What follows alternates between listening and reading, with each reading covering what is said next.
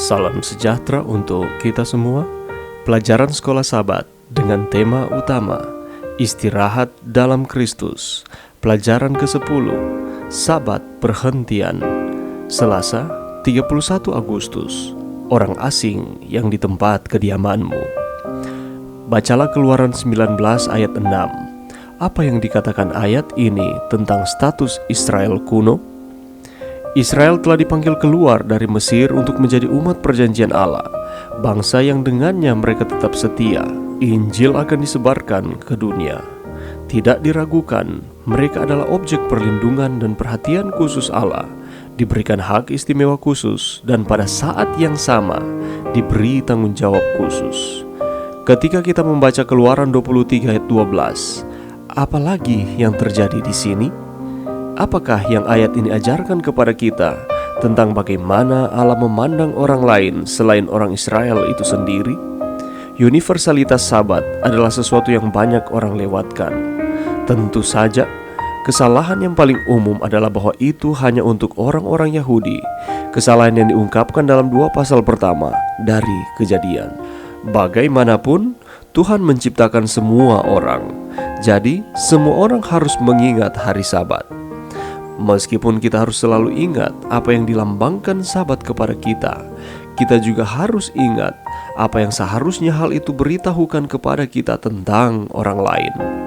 Dalam arti tertentu, istirahat dan hubungan kita dengan Pencipta dan Penebus kita akan mendorong kita secara otomatis untuk melihat orang lain dengan mata yang baru, melihat mereka sebagai makhluk yang diciptakan oleh Allah yang sama seperti kita, dicintai oleh Allah yang sama yang mencintai kita dan yang mati untuk mereka dan juga untuk kita. Seperti yang telah kita lihat, para hamba, orang asing, bahkan hewan harus diberi sabat perhentian. Bahkan orang-orang asing di dalam gerbang mereka, itu bahkan mereka yang tidak atau belum mengambil bagian dari janji-janji perjanjian yang diberikan kepada Israel, malahan mereka seharusnya menikmati perhentian Sabat, mengungkapkan banyak hal. Manusia, bahkan hewan, tidak boleh dieksploitasi, disalahgunakan, atau dimanfaatkan. Setiap pekan, orang-orang Ibrani dan kita juga harus diingatkan dengan cara yang luar biasa tentang seberapa banyak kesamaan yang kita miliki dengan orang lain.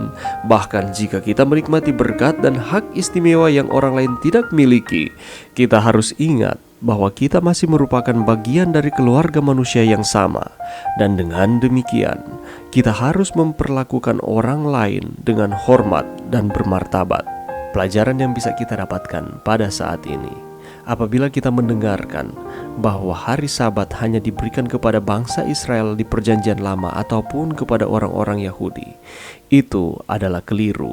Hari Sabat diberikan kepada semua orang. Mengapa demikian? Oleh karena Tuhan menciptakan manusia. Jadi manusia seharusnya mengingat akan hari Sabat. Dan apabila kita mengingat akan hari Sabat itu adalah hubungan kita dengan Pencipta. Dan tidak hanya cukup sampai di situ saja. Ketika kita menyatakan bahwa itu adalah hubungan dengan Sang Pencipta, kita akan merefleksikan hubungan tersebut juga kepada sesama manusia. Ketika kita memasuki akan perhentian itu, maka kita juga akan peka terhadap orang lain. Kita akan menempatkan sesama manusia sama seperti dengan kita, oleh karena kita semua ditebus oleh pengorbanan Yesus di kayu salib. Sesuai dengan hukum keempat, hari Sabat itu dikhususkan untuk hari perhentian dan perbaktian, dan segala sesuatu yang berhubungan dengannya haruslah memasuki akan hari perhentian itu.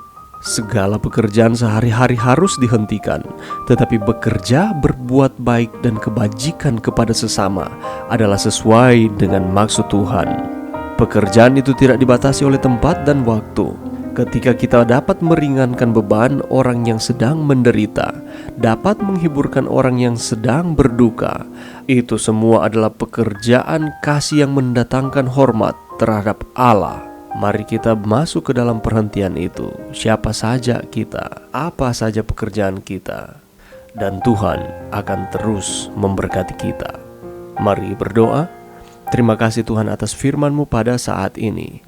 Bantu kami Tuhan untuk kami dapat masuk di dalam perhentian yang Tuhan sudah sediakan, sehingga kami akan terus merasakan kebaikan Tuhan, berkat Tuhan mengalir di dalam kehidupan kami. Ini doa kami di dalam nama Yesus. Amin.